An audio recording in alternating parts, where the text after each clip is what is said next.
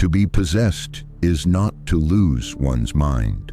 It is not madness or mental illness, as many outside of these traditions may assume. Rather, possession is the embodiment of something far older and more powerful than ourselves, a sacred act of becoming a vessel of cosmic memory. In the moment of possession, the spirit does not simply enter. It weaves itself through the body, connecting past and present ancestors and descendants. This is not the surrender of the mind, but the opening of the soul to a higher calling, a reawakening to the forces that have always existed, waiting for the right vessel to bring them back into the world. Psychologically, possession may be interpreted as a dissociative state, a disconnect from one's self. Yet, spiritually, it is far more complex and meaningful. For those who practice African spiritual systems, possession is a deep and sacred process, an event that brings the divine closer to the human experience. To be possessed is to allow the divine to momentarily inhabit the body, to become one with the divine forces that shape the world. It is an act of communion, not a breakdown. The mind does not lose its essence. It merely steps aside, creating space for something larger, something eternal. They say the gods ride their children like horses, one might hear in the whispers of a ceremony. When the drums begin, the world splits open and the divine steps through. This ancient saying captures the essence of possession. The gods do not merely hover in the background of human life. They enter, they take form, and they move through us. The drums, with their thunderous rhythms, call the spirits into the earthly realm, and the body becomes the medium for their power. It is not an escape from reality, but a journey deeper into it. The divine does not transcend the body. It enters it fully, becoming a living, breathing manifestation of spirit. In these moments, the world is split wide open. Time bends, and the veil between the living and the divine is lifted. The possession becomes a sacred ritual, a meeting of the physical and the cosmic. The divine does not simply watch, it acts, it speaks, and it heals. The body, once a mere shell, becomes the altar for the gods, offering up its life force to carry the weight of the heavens. To be possessed is not to be overwhelmed, but to step into a place of great power where the spirit of the universe speaks through us. In the heart of West Africa, in the sacred lands of Benin, the gods are still alive, walking through the people who call upon them.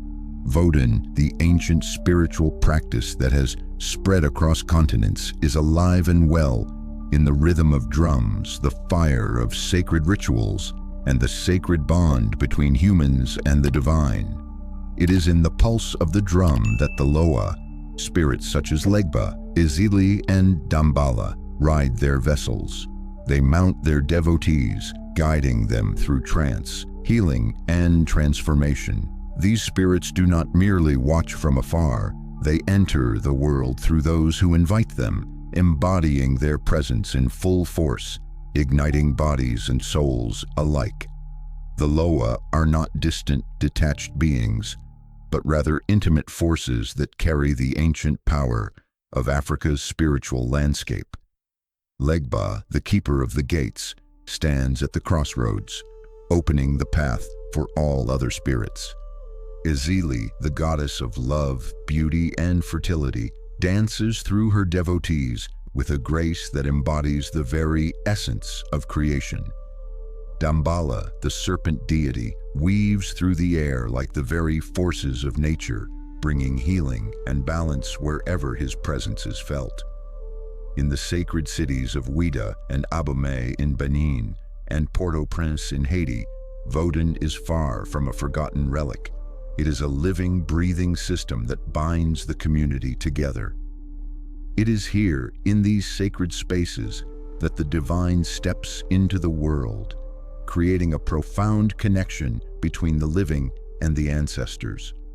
Vodun is not just a set of rituals, it is the very heart of the community. It is the fire that heals, the water that cleanses, and the earth that grounds. In these practices, the line between the physical and the spiritual is thin, almost imperceptible. The community gathers around altars, offering prayers and sacrifices, calling on the Loa to enter their lives, to guide them, to heal them. The rituals are both personal and collective, a communal experience that strengthens the bond between the living and the spirits that walk beside them. The body becomes the temple where the divine enters, and through possession, the devotee is transformed, not just in body but in spirit. In Ouida, a city known for its sacred temples and historical significance, Vodun is practiced openly with reverence and celebration. The rhythm of the drums, the hum of prayers, and the smoke rising from sacred fires fill the air, creating an atmosphere of devotion and power. In Abomey, the ancient capital of the Kingdom of Dahomey, Vodun is more than a spiritual practice. It is a way of life, a cultural identity passed down through generations. The people of these regions are intimately connected to the spirits, and it is through these rituals that they maintain their connection to the past, to their ancestors, and to the divine.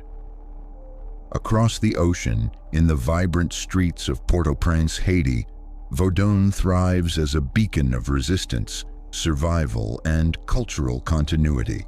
When enslaved Africans were brought to the Caribbean, they carried with them the deep spiritual practices of their homeland. These practices evolved into Haitian Vodou, a manifestation of the same African traditions, now intertwined with the struggles and triumphs of the Haitian people. Here, the Loa are not just spirits, they are warriors, healers, and protectors. Through possession, they enter the bodies of their devoted followers, offering guidance, healing, and protection. In the chaotic dance of the ceremony, the community comes together, united in their faith, their history, and their resilience. Vodun is not simply about the individual experience, it is about the collective. The drums, the dances, and the prayers are not just for personal transformation, but for the transformation of the community as a whole. It is in the sacred spaces of Vodun that people come together to heal, to cleanse, and to remember. Through these rituals, the past is never forgotten, and the spirits of the ancestors continue to walk beside their descendants. In Ouida, Abomey, Port-au-Prince, and beyond, Vodun remains a vital living tradition that carries with it the heartbeat of Africa, resonating through time and space, through the rhythm of the drum, and through the fire of the spirits. As the Loa mount their devotees, the community becomes one with the divine, not just for the sake of the individual, but for the sake of the collective. The power of Vodun is felt in every dance, in every beat of the drum, and in every moment of possession. It is alive in the rhythm of fire, in the call of the ancestors, and in the hearts of those who remember. Across the African diaspora, the Orishas, divine forces of nature and energy, continue to walk among us, their presence unmistakable and powerful. These deities, once revered in the ancient kingdoms of Yoruba, have journeyed through time and space, making their home in diverse corners of the world. From the thunderous voice of Shango to the flowing river of Oshun, the winds of Oya, and the unyielding strength of Ogun, the Orishas embody forces that transcend the earthly realm. These gods are not distant legends. They are present here and now, guiding their followers through both everyday challenges and spiritual journeys. Shango, the god of thunder, fire, and masculinity, is a force to be reckoned with. His voice is the rumble of thunder, his power the crackling of lightning in the sky. As the king of the gods, Shango embodies leadership, justice, and authority. He is fierce and unstoppable, bringing both destruction and renewal. When he enters the body of his devotee, his power flows through them, transforming them into an unstoppable force, a divine ruler in their own right. Oshun, on the other hand, is the embodiment of love, beauty, and fertility. Her river flows with abundance, and she brings joy and healing to those who call upon her. She is the goddess of sweet waters, the river that nourishes the land and the heart. Oshun is often invoked in moments of need for compassion, love, or fertility, bringing peace and harmony wherever she is present.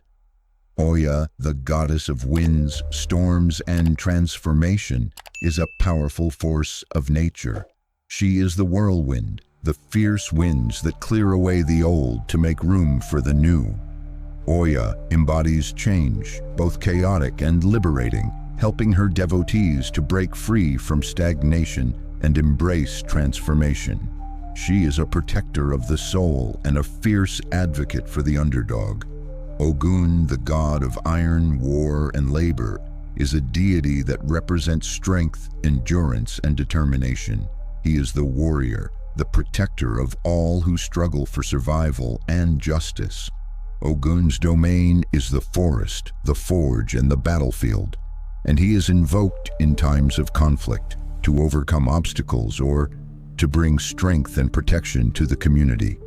In the sacred practices of Ifa, Candomblé, and Santería, these Orishas are not just myths. They are living forces that continue to guide and protect their people.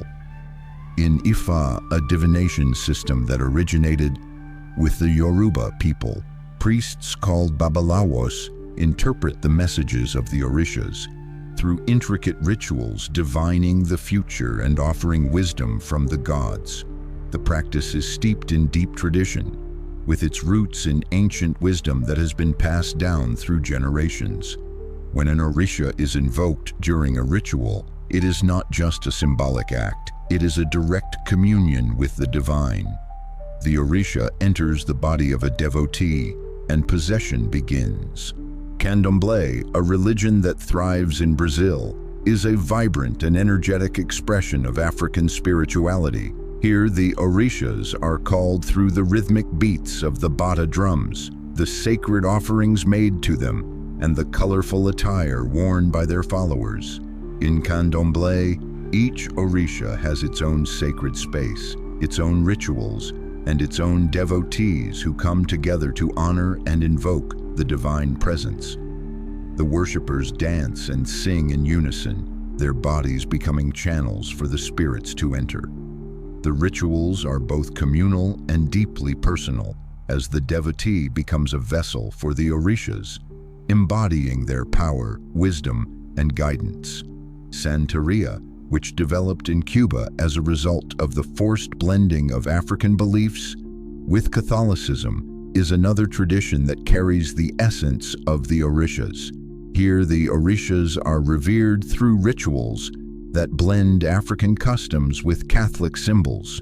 The Orishas are seen as saints, and their rituals are often conducted in private spaces known as Casas de Santo, where offerings are made, prayers are said, and the divine is invoked.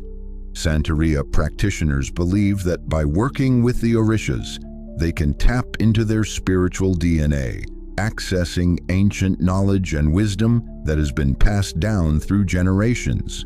These rituals are not just ceremonial acts, they are a vital part of everyday life. The Oriki chants, praises sung to honor the Orishas, fill the air with a powerful rhythmic energy that connects the worshippers to their divine ancestors. The bata drums, with their deep, resonant beats, carry the vibrations of the earth and the heavens, invoking the presence of the Orishas and guiding the ceremony forward. The offerings, food, drink, and sacred objects are given in gratitude, seeking the blessings of the gods. Sacred clothing, often made in colors and patterns associated with each Orisha, is worn to honor and embody the divine energy. These acts of devotion are not just symbolic. They are the way in which the divine is invited into the world, manifesting through the bodies of the devotees and through the sacred space created for the ritual. These spirits are inheritance, one might say, For the possession of the Orishas is not just a personal experience. It is a spiritual inheritance passed down through the generations, a thread connecting the past with the present. The Orishas are the spiritual DNA of the African diaspora, their presence felt across oceans and borders in communities where their ancient rhythms still echo.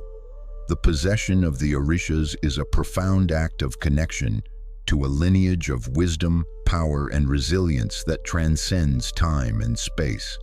These spirits are not bound by the constraints of history. They walk among us, reminding us of our heritage, our strength, and our divine connection to the universe. In the heart of Africa, in the vast lands of Congo, Ghana, and Zimbabwe, the ancestral spirits are never far from the living. They walk alongside us, watching over us, guiding us through the trials and joys of life. But how do we reach these spirits? How do we hear their wisdom, their messages, and their teachings? The answer lies in mediumship, the sacred practice of entering a trance and becoming a vessel for the voices of the ancestors. In these regions, mediumship is not just an isolated experience of divine possession. It is a profound connection to the lineage of those who have come before us. These trances are bridges between the physical and spiritual realms, allowing the living to access the knowledge and guidance of their ancestors. Mediumship in Africa is not something that happens in isolation or without purpose. It is a communal practice deeply woven into the fabric of African spiritual life. The mediums are not ordinary individuals. They are chosen, often from a young age, to serve as conduits between the living and the spirits. These individuals undergo rigorous training, learning the ancient practices that allow them to enter the trance state and receive messages from the ancestral realm. It is a sacred calling, one that is embraced with deep reverence and responsibility. The medium is not simply an interpreter. They are a vessel through which the ancestors speak, and in doing so, they provide invaluable guidance to the living. In Congo, mediums are often known as ngangas, spiritual leaders who serve as intermediaries between the human and spirit worlds. They are skilled in divination, healing, and ancestral communication, using rituals, incantations, and sacred objects to invite the spirits into the body. The nganga becomes possessed by the spirits of the ancestors, embodying their wisdom and knowledge.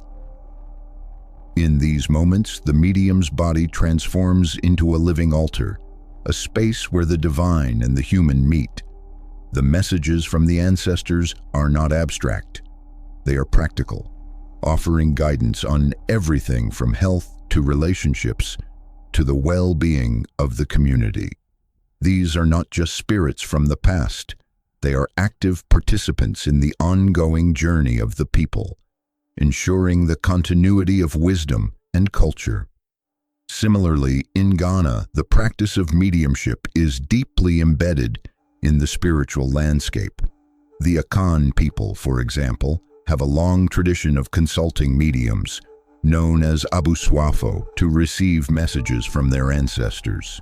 These mediums enter trance states through drumming, chanting, and other rituals that call upon the spirits.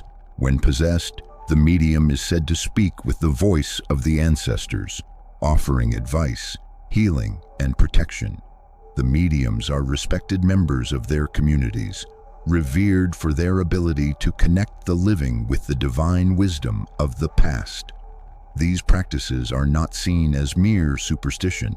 They are a vital part of maintaining spiritual and communal harmony, ensuring that the knowledge and experiences of past generations are passed down to future ones. In Zimbabwe, the practice of mediumship is also integral to spiritual life, particularly among the Shona people. Here, mediums, known as spirit mediums or vadzimu, serve as intermediaries between the living and the ancestral spirits. The vadzimu are often women who are chosen by the spirits to act as their earthly representatives. The trance experiences are initiated through music, dance, and the invocation of ancestral spirits. Once in trance, the medium may speak in the voice of the ancestor, offering guidance on personal and community matters. The spirit medium's role is not just to receive messages. They are healers, advisors, and protectors, working to maintain the balance between the spiritual and physical realms. The trances entered by mediums in these African traditions are not chaotic or disorienting. They are purposeful and controlled, with deep spiritual significance. The medium is fully aware of their surroundings, even as they channel the wisdom of the ancestors. The experience is one of deep connection, not just to the individual spirits, but to the entire spiritual lineage of the community.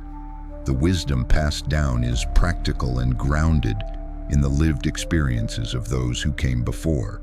These teachings are not just about personal growth, but about community survival and harmony. The ancestors offer counsel on issues such as land disputes, family dynamics, and community health, ensuring that the traditions and values of the people remain intact. For the medium, the trance is both a sacred honor and a profound responsibility.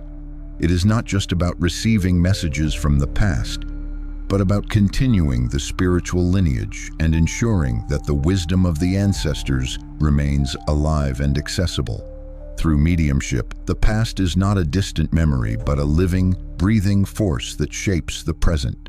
The medium becomes a conduit for this wisdom, carrying it forward and sharing it with those who need it. In this way, the spirits of the ancestors are not just voices from the past, but active participants in the ongoing story of the living, ensuring that their legacy continues to guide and protect their descendants. In these practices, possession and mediumship are not signs of madness or confusion. They are acts of connection, of communion with the divine wisdom of the ancestors. The medium's body becomes a sacred space, a vessel through which the spirits speak and guide. The wisdom of the ancestors is not just something to be remembered. It is something to be lived, something to be acted upon, and something to be shared with the community. Through these sacred practices, the living remain deeply connected to their ancestors, carrying their wisdom and teachings forward into the future. Possession has long been a powerful tool of resistance, a way to reclaim agency in the face of oppression and injustice. During the transatlantic slave trade, when African people were forcibly taken from their homeland, stripped of their culture, and subjected to unimaginable brutality, they held on to one thing: their spiritual practices.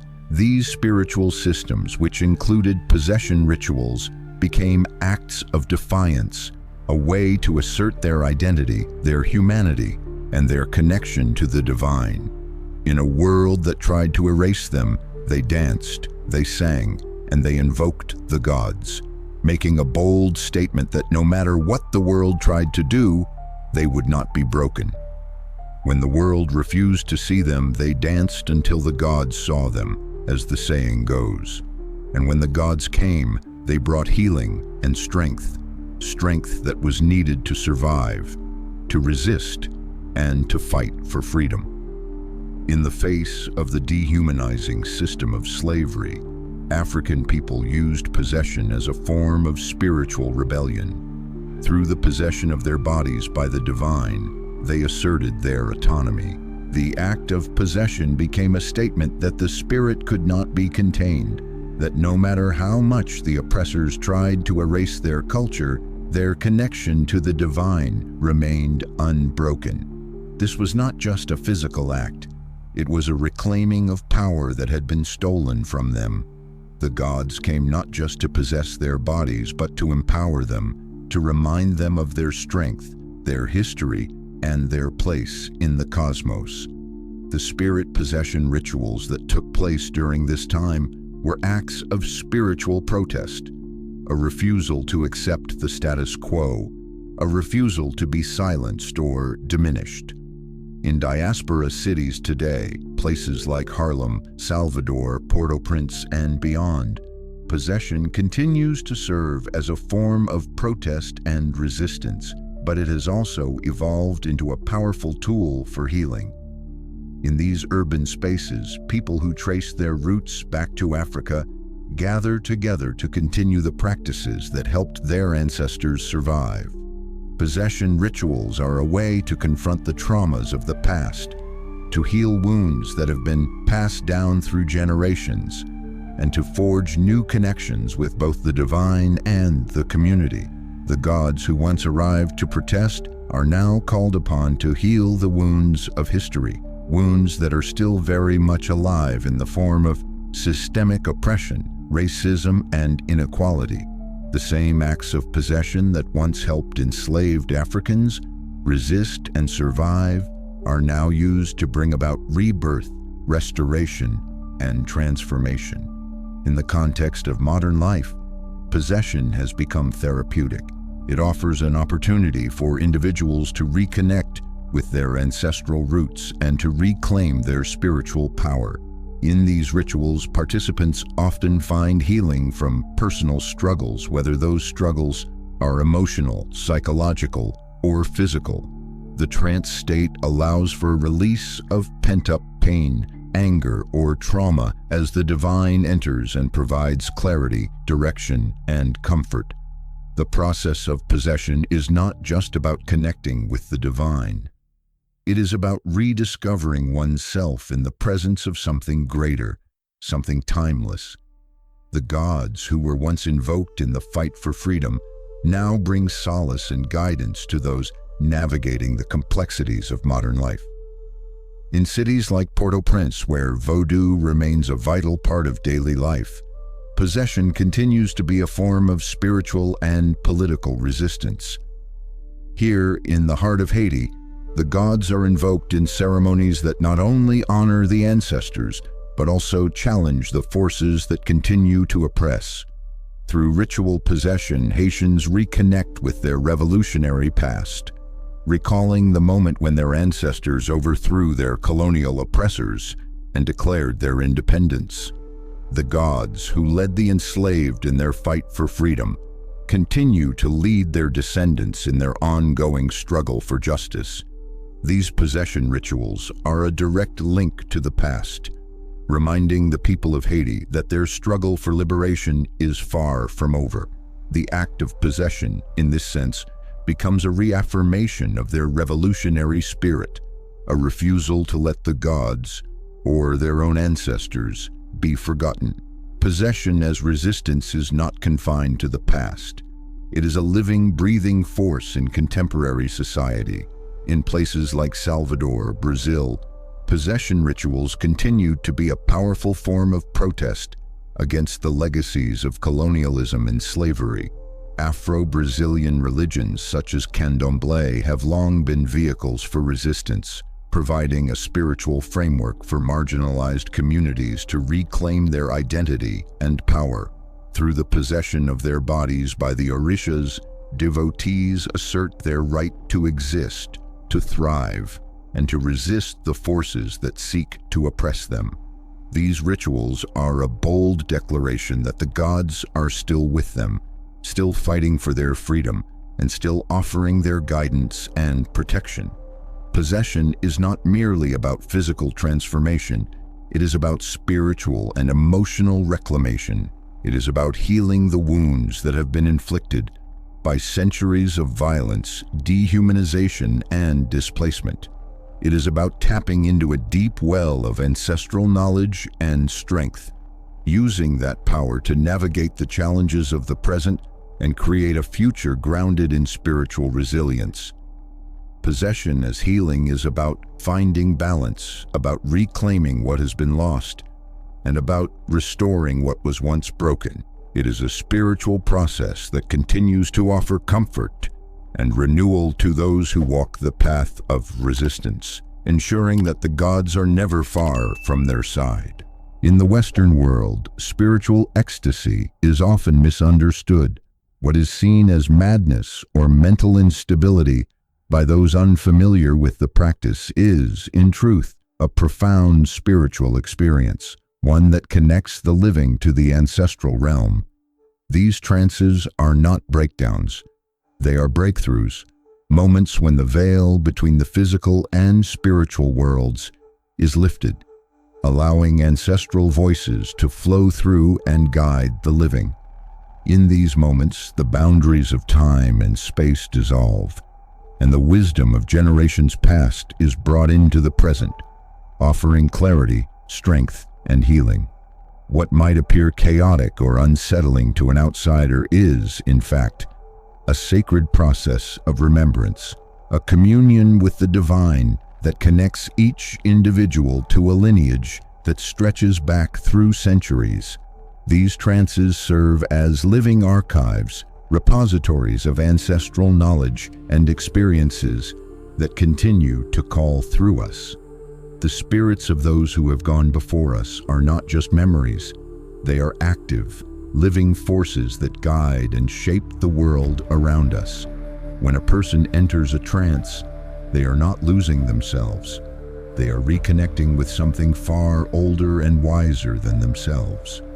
In these moments, the individual becomes a channel, a conduit through which the voices of ancestors speak, offering guidance, protection, and healing. The power of these trances lies in their ability to transcend the linearity of time, to allow the wisdom of the past to illuminate the present.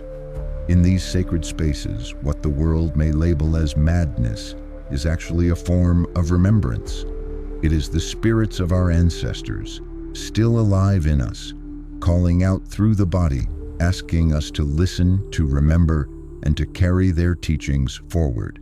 This is not a breakdown of the mind, but a breakthrough of the soul, a moment when the divine enters and the living become vessels of timeless knowledge. The gods are not waiting to return. They were never gone. They have always been with us, walking through our lives, healing us, speaking through us in ways both subtle and profound. These ancient spirits, once feared and revered, have never truly left the world. They simply wait for those who will listen, for those who will answer their call.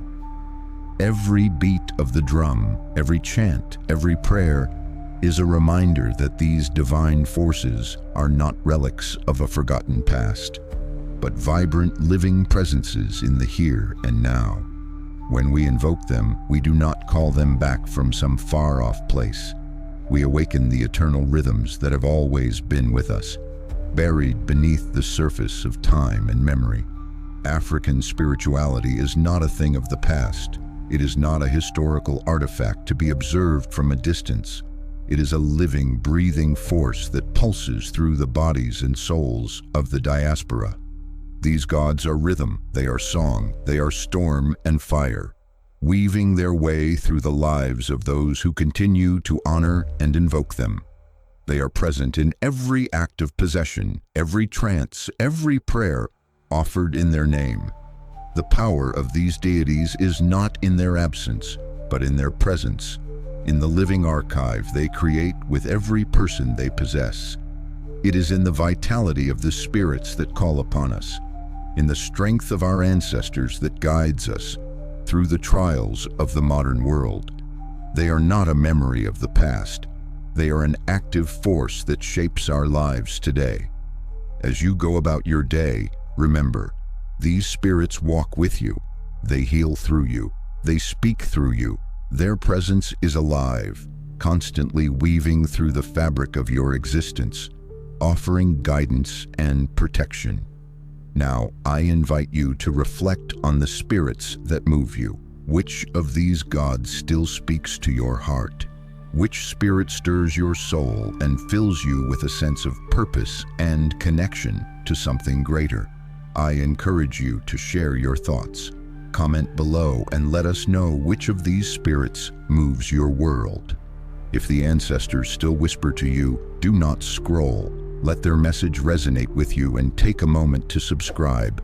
Share this with someone who remembers the ancient rhythms, who can feel the presence of the gods in their own life. Thank you for watching, and may the gods continue to walk with you, heal you, and guide you in all that you do.